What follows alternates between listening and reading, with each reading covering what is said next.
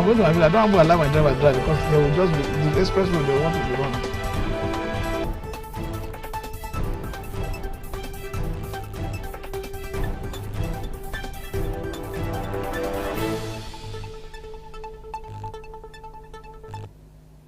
Thank you for joining us at this time. You're watching News Analysis live on Politics and Business TV. The top stories. Federal government dismisses report of coup scare in the country. Attorney General of the Federation and Minister of Justice Lateef Fagbemi SAN urges the judiciary and legislature to reject attempts to frustrate the government. Nigerian Meteorological Agency NIMET predicts sunny and thundery weather conditions from today across the country. Details coming up shortly.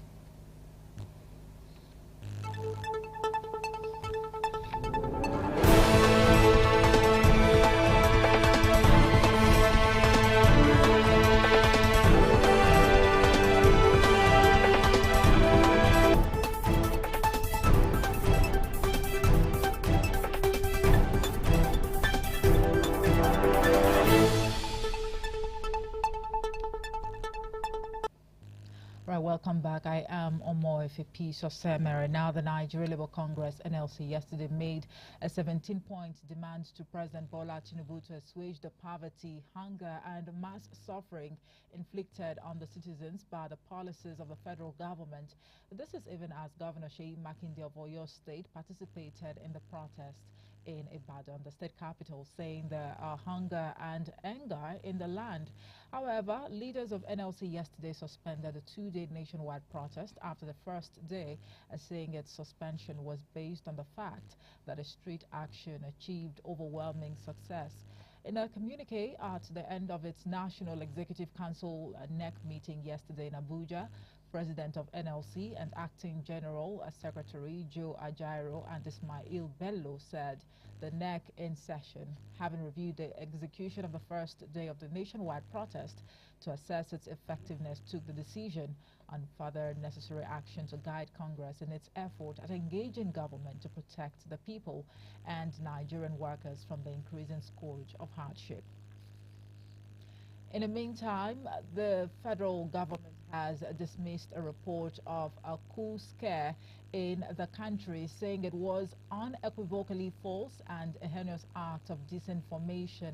The Minister of Information and National Orientation, Mohammed Idris, who made the position of government known, said the report was the figment of the confused imagination of detractors whose malicious intent was to destabilize the country and undermine the present administration.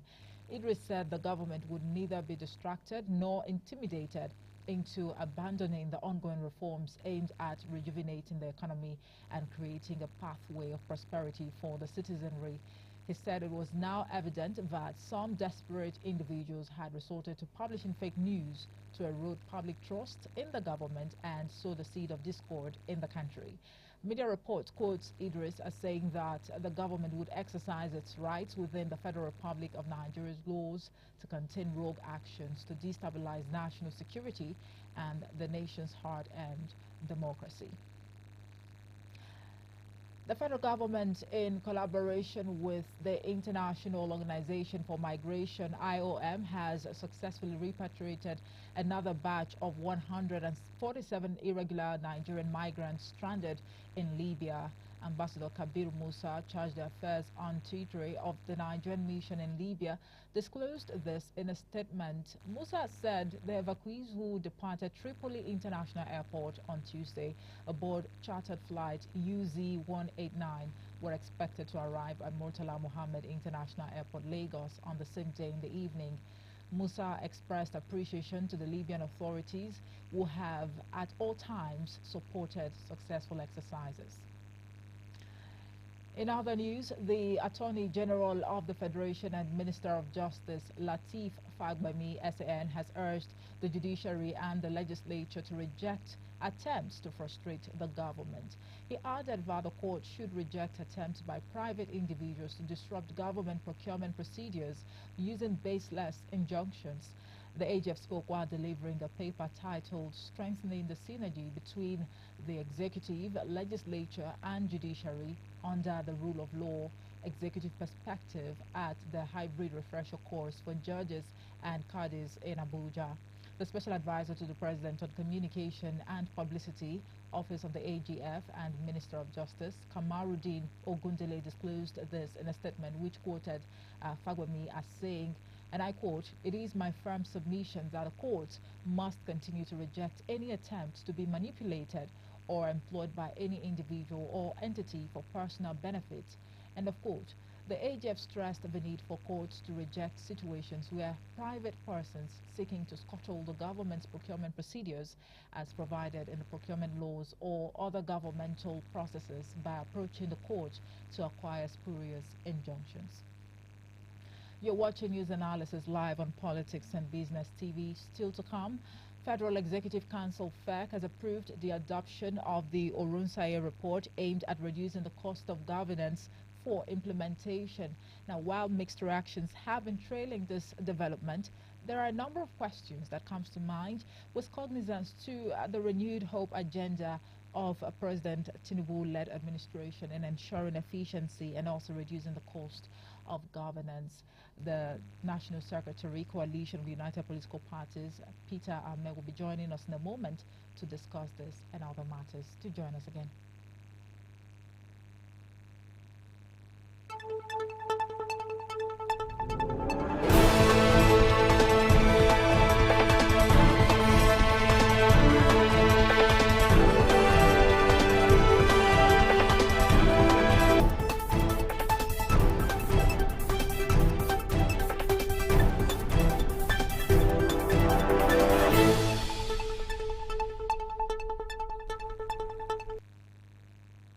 All right, welcome back. You're watching News Analysis live on Politics and Business TV. Now to other matters where the governor of the Central Bank of Nigeria, Olayemi Cardoso, has vowed to pursue an aggressive regulatory environment to reduce infractions in the country's banking system. He said this on Tuesday in Abuja at the Monetary Policy Committee meeting of the Apex Bank, the first since he assumed office in September last year. He also stated that an in-depth investigation was underway to determine the necessary actions against banks involved in infractions, stressing that the bank was in the process of formulating a stringent regulations to cleanse and purify the country's foreign exchange market. The governor, responding to questions on steps taken to promote trading on the foreign exchange market, also revealed that its foreign reserves increased to $34 billion as of February the 20th, up by $2 billion from the $32.23 billion recorded at the end of January. Now, the Nigerian Meteorological Agency, NIMET, has predicted sunny and thundery weather conditions from today to Thursday across the country. NIMET's weather outlook released yesterday in Abuja forecast a sunny atmosphere over the northern region during the forecast period. It envisaged a sunny atmosphere with patches of clouds over the north-central cities with chances of isolated thunderstorms over parts of Federal Capital Territory, Niger, Kwara, Kogi and Benue states later in the day. NIMET anticipated cloudy skies with sunshine intervals over inland of the south and the coastal part, with the prospect of morning isolated thunderstorms over parts of Cross River, Akwa Ibom and Bayelsa State. The agency also anticipated isolated thunderstorms over parts of Ogun, Oyo, Ondo, Edo, Imo, Abia, Lagos, Delta, Cross River, Akwa Ibom, Rivers and Bayelsa State later in the day. Now, the Federal Executive Council FEC has approved the adoption of the Oronsaye Report aimed at reducing the cost of governance for implementation. Minister of Information and National Orientation Mohammed Idris disclosed this while briefing State House correspondents at the end of the FEC meeting presided over by President Bola Tinubu at the Council Chamber Presidential Villa Abuja on Monday. Consequently, 29 government agencies will be merged, even as 8 parastatals will be subsumed into 8 other agencies. More so, 4 agencies have been relocated to 4 various ministries, and while one was earmarked for scrapping, the 800-page report recommended that 263 of the statutory agencies be slashed to 161, 38 agencies be scrapped, 52 be merged and 14 be reverted to departments and various ministries. Among other things, it advised the federal government to merge the nation's top 3 anti-corruption agencies, the Economic and Financial Crimes Commission, EFCC, the Independent Corrupt Practices and Other Related Offences Commission, ICPC, and the Code of Conduct Bureau. The minister, however, explained that the adoption of the report did not mean people working in the affected agencies and departments will lose their jobs. Right. Can the implementation of Oronsaye Report reduce a cost of governance? That is the big question today on News Analysis. And I have my guest, who is the National Secretary, Coalition of United Political Parties, Peter Ameh. He's right here in the studios. Good afternoon to you, Chief. Good afternoon. Thank you so much for joining us. It's a pleasure any day. Right. I mean, so much has been going on in recent times in the country with a lot to take in.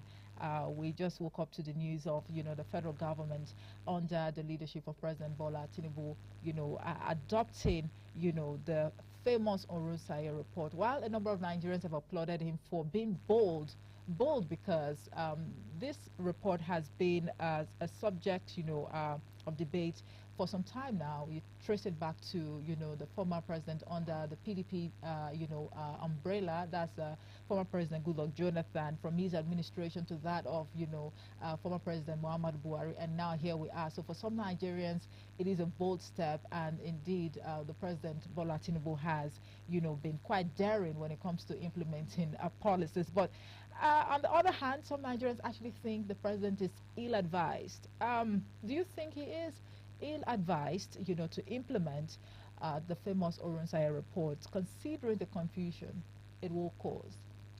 First of all, I must commend those who were able to put that report together in 2012. And that committee was headed by a retired federal civil servant. A retired federal civil servant that was also head of service of the federation. Let me tell you one thing that is very important. He did a perfect work, and that's why we talk about putting a round peg in a round hole. Yeah. And that's why nobody, government after government, can fault its work, because Buhari tried to implement it, Jonathan tried to implement it. Now, Tinubu is trying to implement it, because one thing I've seen is that our political leaders does not have the will. What they do, they play to the gallery, they use the media to try to dash tension. When they find out that things are really going really bad, they look for something that will calm nerves of political analysts, of political leaders, of the Nigerian people. So they just come up with that story and they say what they say. And do they really mean it? It's not true. They don't mean it. They don't intend to implement it. Because if you are conversant with what happens in government, and you know you are running for election, you can't just come into election into government and create 45 new and increase our ministries, and then have the most bloated ministerial list ever experiences. We return back to the some Nigerians had actually faulted the president for making that move, and some had even called for some sort of merger. How about you scrap some of these ministries and merge them? Why did he increase them? Why did he according to him, that would not enhance, some level of performance. No. The report is very clear. 800-page report. You are reducing from 2-3 federal agencies to 161. It is because when these things are too bloated and too expanded. Look at the Code of Conduct, for instance. The Code of Conduct should be more powerful than the EFCC and the ICPC, because they have the record of what people who are coming to government, what they own and what they should be, what they declared. And then after they leave government, Code of Conduct investigative unit should be more teeth-biting. But they are not doing anything because of bureaucratic bottlenecks. So what we need to do is to have an effective mechanism in place for these parastatals. If you merge these three together with their working still existing, but aided by one MP, you would have created an effective administrative unit that work, and then reduce Nigeria, pumping money to different agencies and parastatals that are actually doing the same work. Okay, so are you trying to say that this is more of a political move? It's more of a political move, because what I'm saying is that what the president is doing, the president has not shown that he's sincere, that he's willing to do what is right. The president has expanded the number of ministries he's meant to ground. He has created even smaller, marine sector that are supposed to be were existing and functioning well before he came. The president has also woken up, and every flight he takes now, his family members are inside. People tell me that Clinton, Obama, they travel with their family members. They pay from their pockets. But Nigerian government is putting them on the delegation list to go to, business summit. Are they contributing? Are they going to be as investors going to Qatar?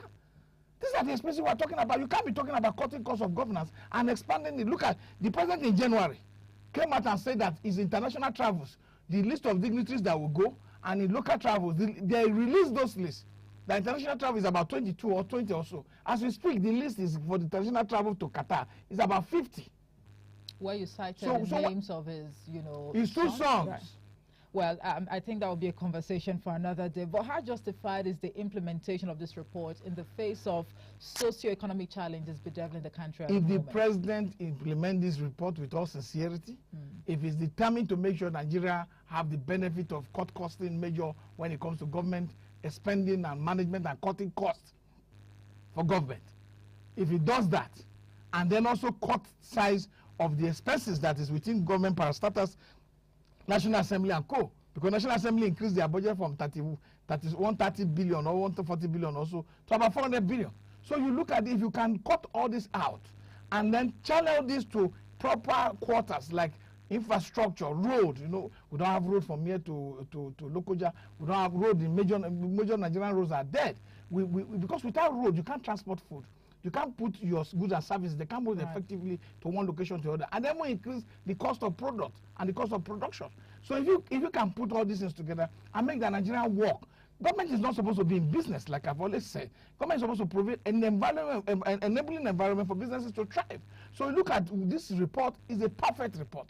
This report is not a report that nobody can afford. 102 head of agencies will actually lose their job with this report. So that's before we even talk about the implication of this, merger. For you now, your optimism that this report will be able to reduce the cost of governance is dependent on the president's sincerity. That's the truth. The president is not sincere. Would we not be beating around circles to say that the Nigerian government could save 241 billion naira if the report is duly implemented? Knowing that under this administration, of course, you said it earlier, that we have a number of ministries. And somehow, for some analysts, when you go to these ministries to do, thorough background search, little or nothing is going on there. All these ministries are sleeping. We don't have, what they call, there's this thing you do, I'm trying to pick up, where you have, how they call it, quarterly report of what the ministry is doing. We need to have a capable president, a president that have that capacity to monitor those he has given functions to. Shitu, former minister under Buhari, said that when Buhari give you an appointment, give you an assignment, he will not ask you maybe for months until you remind him that thing you gave me 6 months ago, I'm still doing it. Oh, okay, continue. So these are the kind of people who put in government. And if you don't have people who have the capacity to do the job they've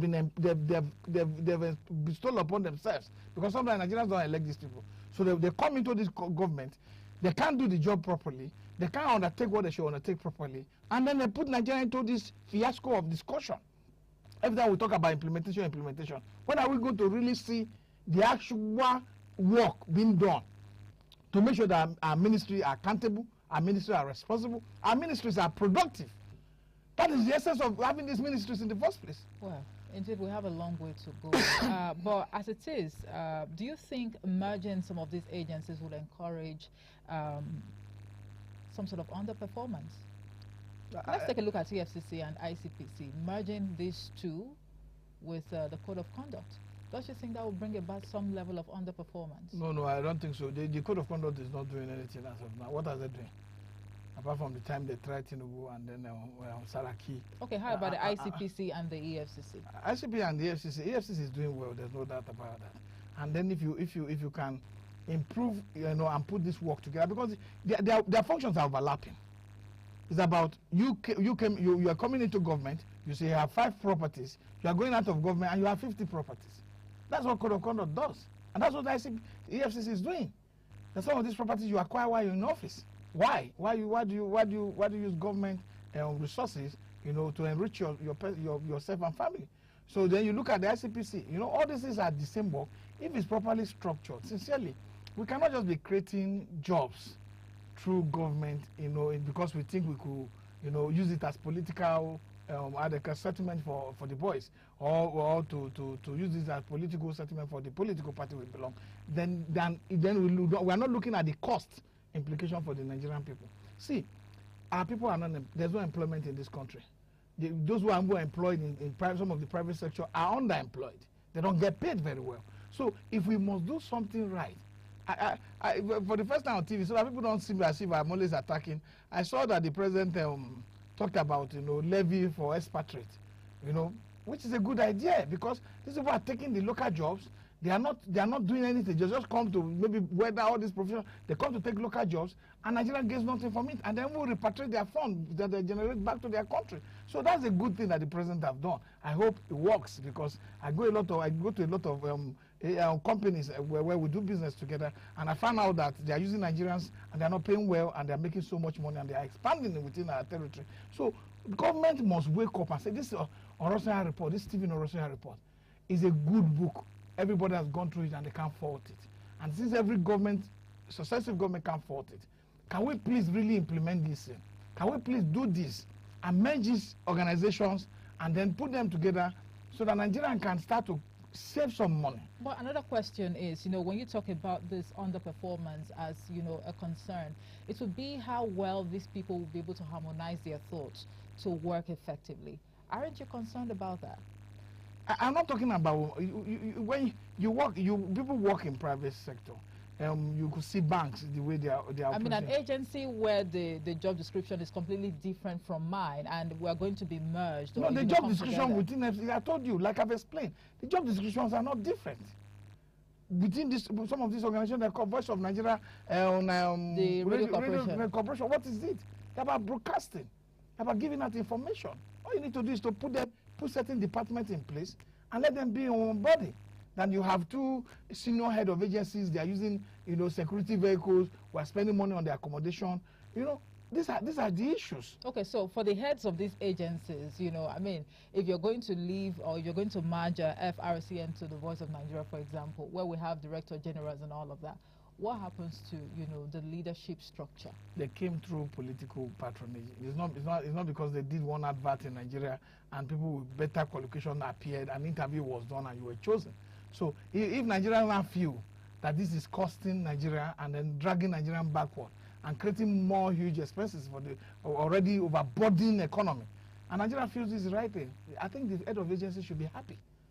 It's part of their contribution to the development of Nigeria. It's part of their sincere belief that if Nigeria will work, we must all put something to it to let it work. So my only doubt is that I have not seen this government as a government that has the courage or the capacity to really implement this report. I think it's part of the political media skill, media show.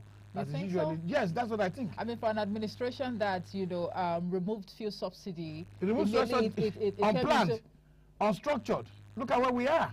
You don't do things without proper reasoning. That's the same thing they are doing with the Orosanye Report. When you come to government, you look at what is available, you look at cost-cutting measures, yeah. And then you now say, this is what I want to do. You don't come to government and use government as a learning curve.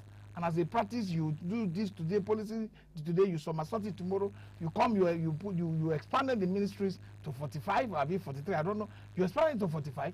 Now, what are you going to do? You are going to also lay out some ministers. Sure. Well, the Minister of Information and National Orientation, Mohammed Idris, has come out to assure Nigerians that for those of you who have fears that, you're going to lose your jobs and all of that, there is... No, what the minister was talking about, he was talking about what they call it, career civil servant in those agencies. And not the political head. Okay. It has been, in the report, it's very clear that 1 or 2 heads will lose their job. It's very clear in the report.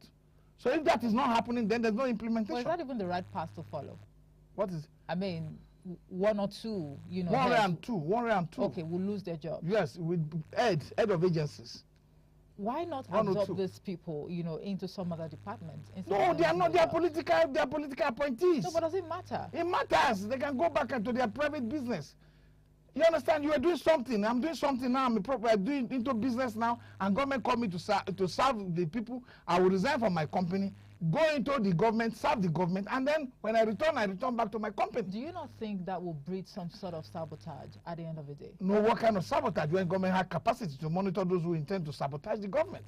It is the capacity of government, I'm telling you. It is the responsibility of government to have policies. It is the responsibility of government to make sure the policy implementation process is very strong. It is the responsibility of government to make sure that those who are intending to sabotage it are handled with the necessary force that is deserved under our laws. So if we look, you think, you do know how Singapore came to be?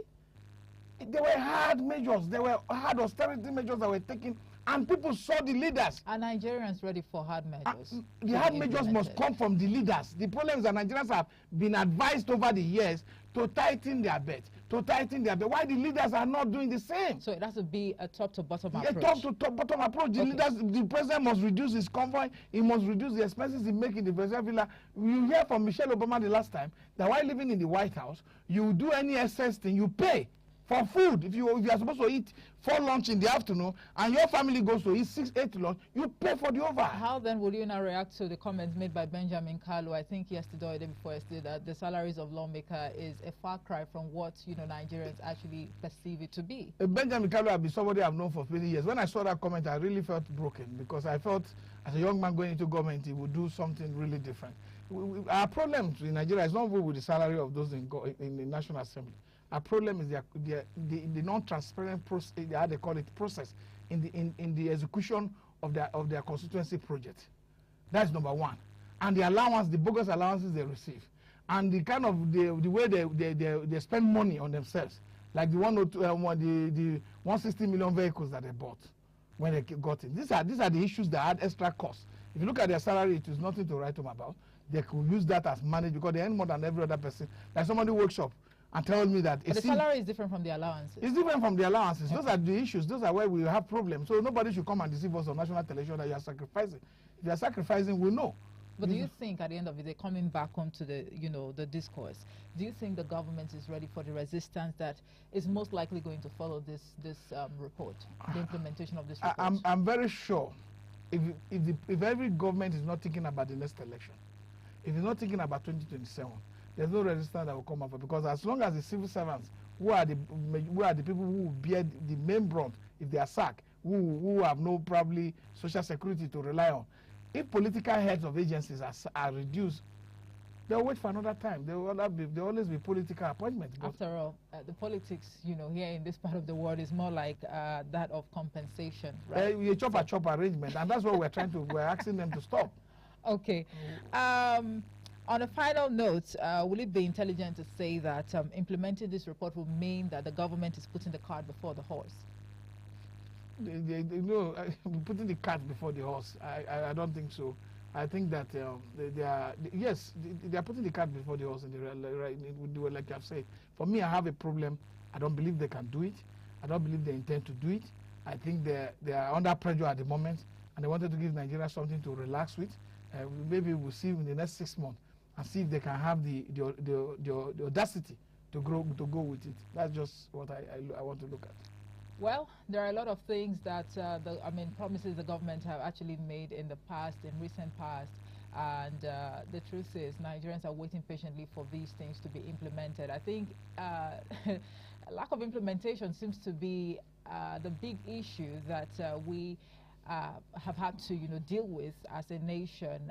When you take a look at the progression of events, good policies, good ideas, but implementing them seems to be the big elephant in the room. But we are hoping sincerely that this report, if implemented, will bring about some sort of changes in the system, and also rub off on the average Nigerian on the street in such a way that the hardship, the many issues that we have to deal with on a daily basis, will be a thing of the past. Of course, time will tell, one would say.